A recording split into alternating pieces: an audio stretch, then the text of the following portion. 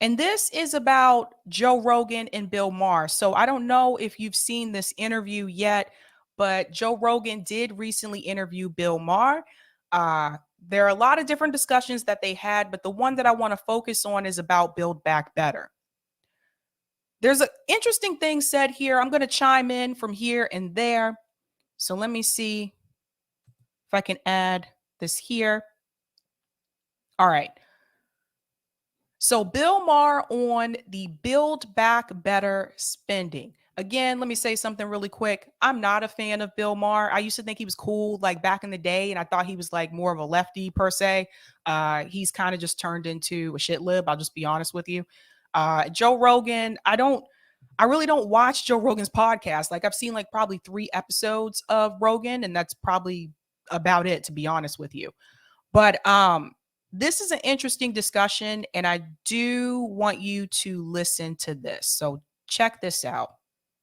I mean, I say this all the time because the percentage of graft keeps getting higher and higher. Now, we found out recently that something like, I'm going to get the number wrong. Maybe you can look it up on your magic light box, but like 20%, I think, of the unemployment checks we passed out during COVID were complete fraud. A mere pittance.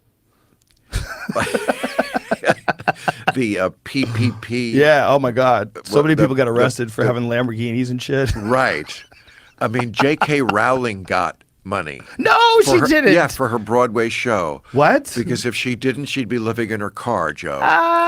She got money from that? That's hilarious. Everybody got money. That Tom Brady got... So crazy. And I just want to chime in here really quick when he talks about the wealthy people that received money.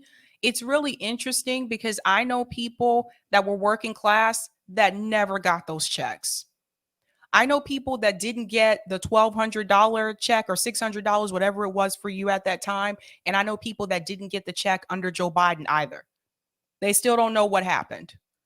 So, but yet it seems like if he's honest here, he's saying Tom Brady got one, J.K. Rowling got one. I don't know, but I just want to mention that I know working class people that never got those checks. It's just something to think about. Let's go back in. Like when you look at some of the percent, and like the number for to build a house for the homeless in L.A. has risen to $837,000. A mere pittance, Bill Maher. A mere pittance from these greedy billionaires out there. We need to tax them all. If I'm complaining about that, again, to your point about a Republican idea, people would say, oh, you're complaining about government spending money. And my answer is, okay, but is there any number at which point I am not tipped over into the Republican side? Right. That I can't complain about money that is just being stolen. Right. I mean, I totally, as a good liberal, I totally accept the notion that, as someone once said, you cannot transfer money except with a leaky bucket. I get it. It can't be perfect.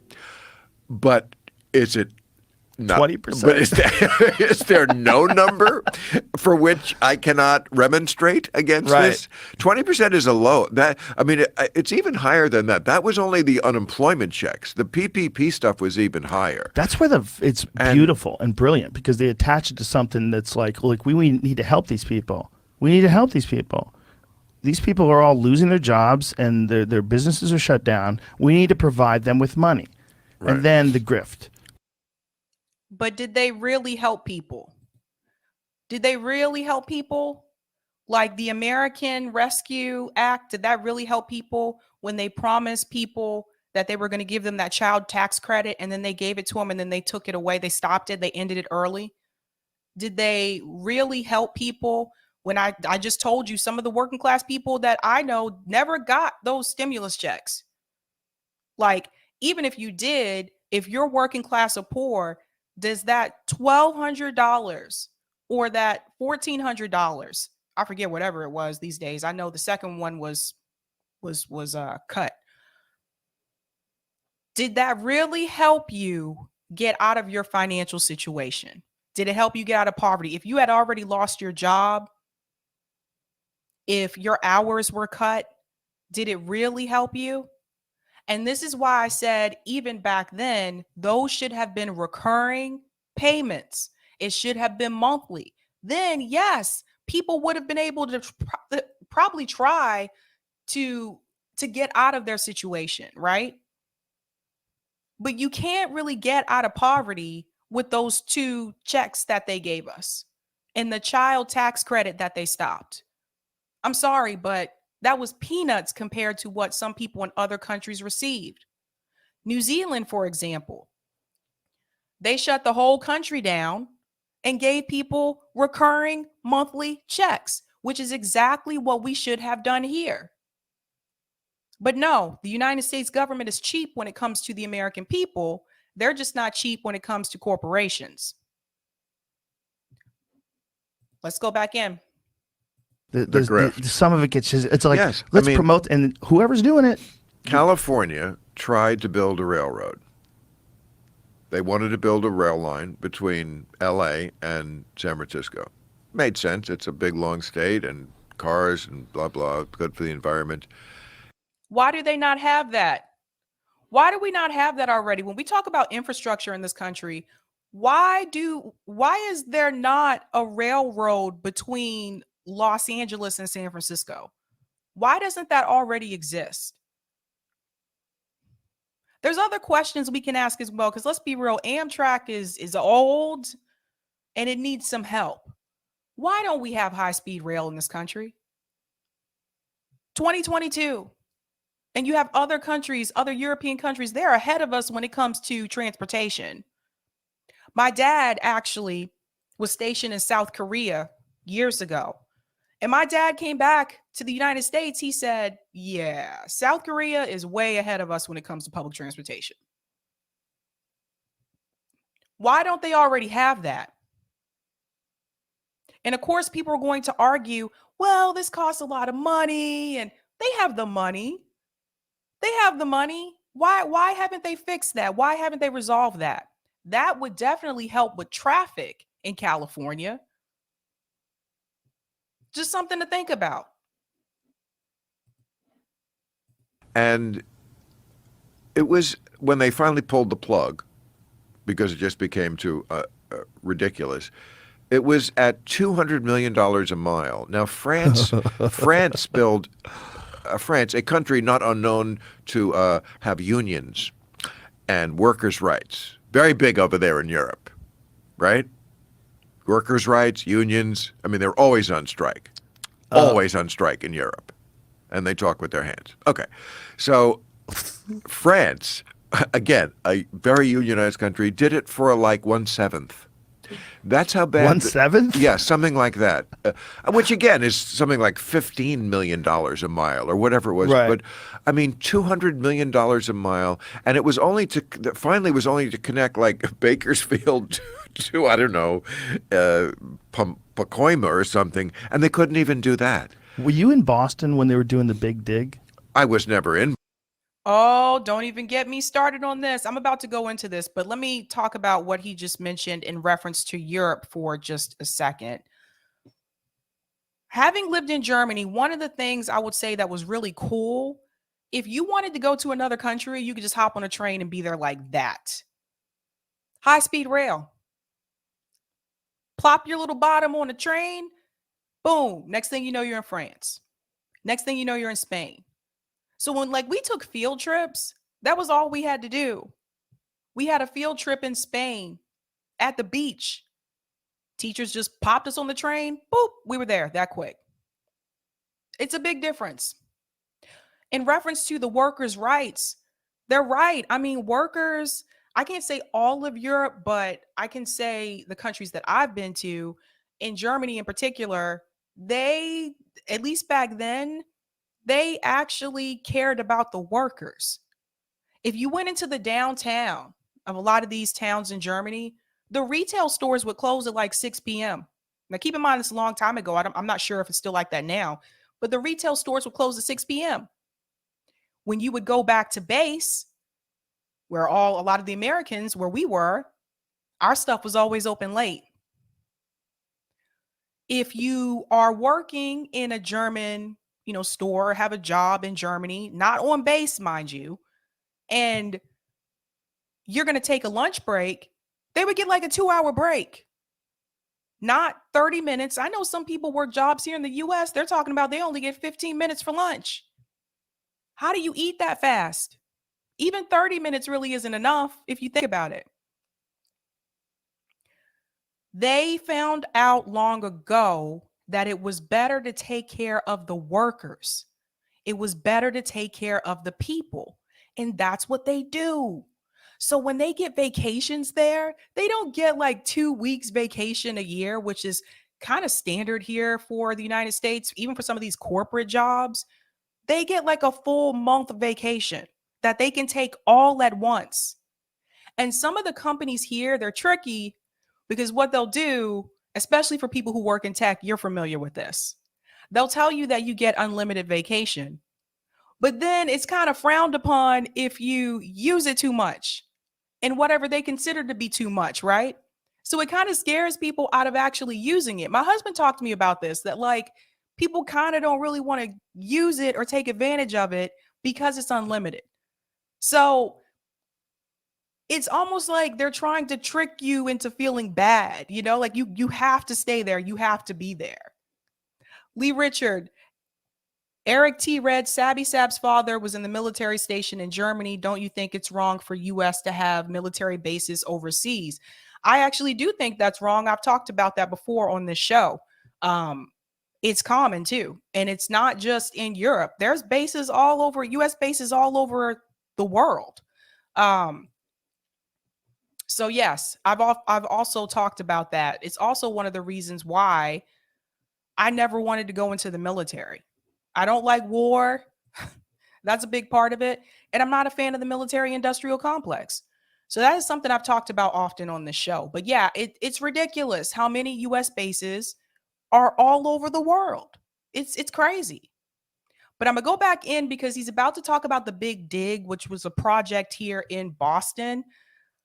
It took forever. It took years. It was not supposed to take years, but it did. Listen to what he says about this. Boston, I mean, I played Boston, love playing the town, but I've never lived there, but I know of it. I remember 60 Minutes doing a story on it. Yes, the Big Dig. And they did finally finish it. They did, but it was so late, and they robbed so much money from it.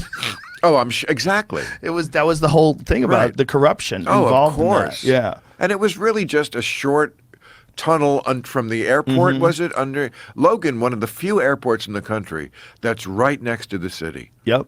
Like only like there in Vegas do you fly in, right, and you're like 5 minutes from downtown. It's awesome, and I think it was not where it was connecting. Yeah, they were trying to lighten up some of that traffic, and they completed it, but it was like, I mean, they were doing it when I was there in the 80s. Do you hear that? That's how long it took to complete that project. What were they doing with all of the money? What were they doing with all their time? They had like different news segments where there were like workers like drinking on the job that were supposed to be a part of the Big Dig. Like people just wasted time. But yeah, it's mainly a tunnel from Logan Airport that takes you all the way towards, I don't know if you want to say downtown Boston, but it was a tunnel that took you from the airport. It is there. It is completed. It's called the Tipper O'Neill Tunnel. You'll see it if you're coming in from Logan and you go that way. But that was one of those infrastructure projects that took years and was not supposed to take that long. And there were a lot of resources that were wasted and a lot of money that was wasted. But we got the tunnel eventually. But that's another example where I feel like had they finished that and completed it in the time that it was supposed to be completed, that would have helped traffic a lot sooner. You could have used some of that money to put towards other resources that we need here in Boston. But no, like it seemed like there was nobody really leading this or really watching over this project. So there was a lot of money that was wasted. Greg Bruce says purchasers ordering cheap materials that engineers didn't approve were part of the problem too. There you go. Trying to take the cheap way out. It's sad that in the wealthiest country in the world, when it comes to our infrastructure, people will try to use like cheap materials. That's really sad when you think about it. That's not safe. I mean, what happens if something collapses or something breaks because you use cheap materials? This is where we are now, though. This is where we are. And then they were Right. still doing it when I came back. What year was the big dig completed? I want to say it was like Right. at least 10 years late. 2004. Oh, yeah. 2004 they completed. Yeah. Yeah. So 07. so they were doing it when I lived Yeah. there. I mean, when I hear about Build Back Better, okay, look, certainly the country needs to get rebuilt. I mean, the infrastructure is a mess. Yeah. But I'm thinking always, like, when you give me a number, it's like, it just seems like you pulled it out of your ass. You know, it's going to cost 1.5 billion. We know that and it came in right at that round number, huh? Yeah. To rebuild this or something. And are we going over this with a fine tooth? Are we really seeing that what if we only spent 1.2 billion or trillion? I'm undercounting it. What? But no, and this is where I disagree here. Some of us actually did go through that number with a fine tooth comb. I was one of those people and went through the Build Back Better Act on this show and on RBN multiple times. And I actually mentioned to people when it came to the infrastructure portion that the American Society of Civil Engineers actually recommends a certain amount. And the amounts that were in BBB, that wasn't even half of the amount that was recommended by the American Society of Civil Engineers. And the amount recommended by the American Society, that was just to maintain the infrastructure. That didn't include the amount to actually improve it. So this is where I disagree, because there were a lot of people saying they felt like the amount in the Build Back Better Act, it was too high. It was too much. You don't need this much money. That actually was not true. It wasn't enough. And yeah, it didn't pass anyway. But if you actually look at the reports about what is needed and what is recommended, the numbers that were in the Build Back Better Act didn't come anywhere near close to what the experts were saying we needed to have. And you had politicians in DC that didn't even want us to have the bare minimum. They were like, that is too much. That amount is too high. But every single one of them were okay with giving the military industrial complex $768 billion. I didn't see anyone dispute that and raise their hand and say that's too much money. You should take some of that money and give it to the American people. Didn't see too many jumping and raising their hands for that. And when it came to Build Back Better, they actually had removed items from the original plan just to try to please people like Joe Manchin and other people too who just weren't named. There were others who disagreed with it as well, to try to please them, to get them to support it. But even when they decreased the amounts and removed items from it, they still didn't support it. And what it really came down to is that when it came to helping the American people, the corporatists in DC do not want you to do that. They don't want you to give American people anything. I talked to my friend in UK and he just laughs. He's like, I can't believe the United States doesn't even guarantee health care to everyone, doesn't even guarantee paid leave. Why do you guys have to argue over these tangibles that you should just have anyway? He doesn't get it. I told him to stay in the UK. I told him, I said, do not come and live here.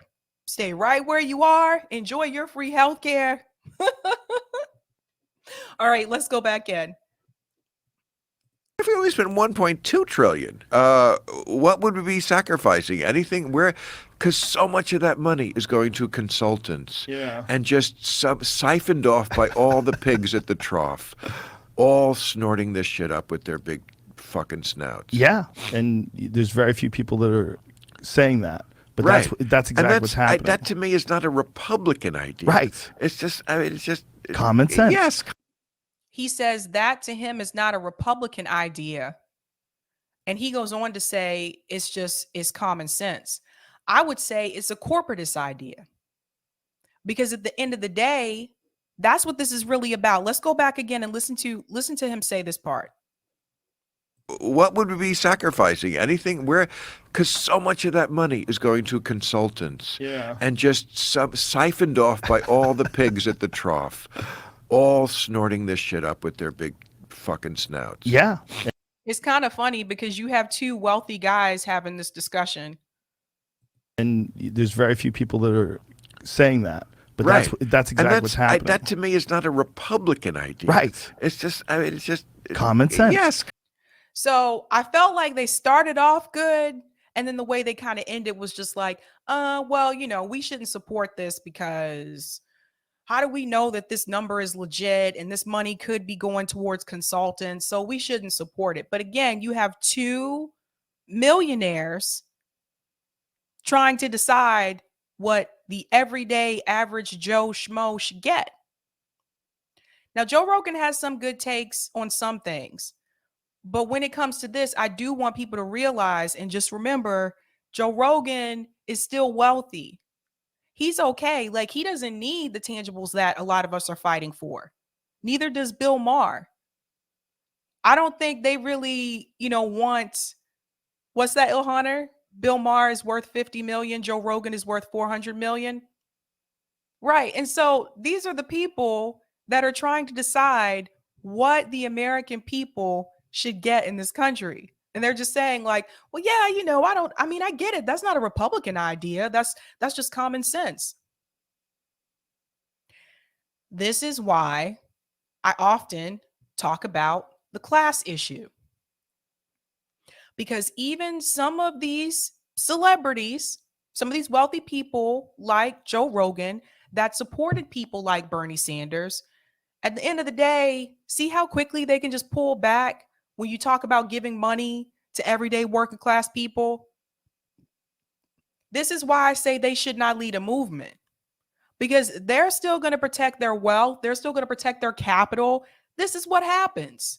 There are very few that will choose to fight against it and say, you know what? They're right. I'm standing with the people. But the way that they can just sit back and Bill Maher's just sitting there smoking a cigar and they're just chill and everything, and let's chibbity chat about like where this money should go and who it should go to and how much money it should be and how do we know if those amounts are actually what's needed. It's like, it seemed like to me, like, I'm obviously not on that podcast, but it seemed like to me they didn't really research the numbers. You know who did research the numbers? Me. As I mentioned, I did multiple shows about BBB, multiple shows, went through all the numbers and told you what was offered and what we really should have. But at the end of the day, see how wealthy people stick together? You see that? I'm going to go to some of the comments. Erica said, Bill Maher's audience is the most brain dead clapping seals I ever heard. Yikes. Watch the Jordan Peterson interview. Most cringe show you will ever see. Why do people want to interview this guy? Can someone answer that for me in the chat? Like, why do people want to talk to Jordan Peterson? I don't get it. I really don't. Sherry said it was the biggest transfer of wealth up. Yep. Sebastian says California Dems didn't even pass Medicare for all. Nope. They sure didn't. And they had the majority. The Traveler says no one raises an eyebrow when states kept throwing money at their police, but all of a sudden they're pinching pennies because public transit will fix traffic and don't want to be near the working class. This is true. I have some stories. Tim says U.S. military budget $752 billion in 2021, but Biden requested $813 billion for 2023. There you go. LPA Film says same with climate change. We need to stop cutting corners for the purpose of saving money that we have plenty of. And a lot of these people that are in DC, by the time the effects of climate change really start to hit us, they'll be gone. LPA Film says, right, there are centrist Dems in the Dem districts who can't afford to go public with their disapproval of progressive policies. So they hide behind Mansion and Cinema. Yep. Yes, that's how it works. Abba for Life says Bill Maher said he wanted there to be a recession to hurt Trump. He said that. I feel like the bottom has to fall out at some point. And by the way, I'm hoping for it because I think one way you get rid of Trump is a crashing economy. So please bring on the recession. What an ass. That's disgusting. Yeah. Never mind hurting the American people, right? What a jerk, man. I can't, man. I can't with some people. I really can't get this is ridiculous.